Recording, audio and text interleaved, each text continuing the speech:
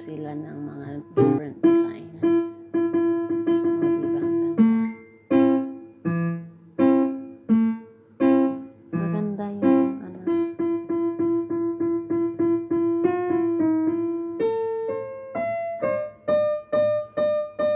Maganda yung mga ginawa nila.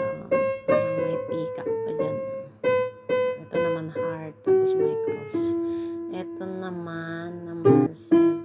Group number 7. That means, yan.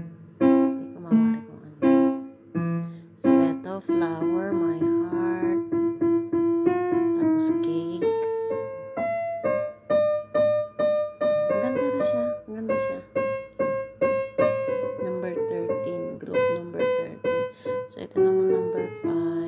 Wow, amazing. Ganda. Yung flower niya is strawberry. Ito flower naman.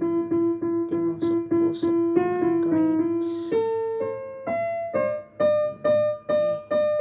Cute.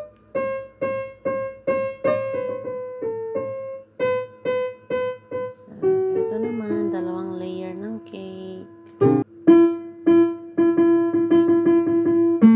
Dalawang layer siya ng cake. Ang ginamit dyan is watermelon.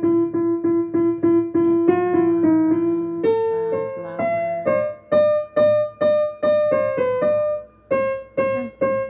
Very ano din sila. Creative. Group number 4, Jesus is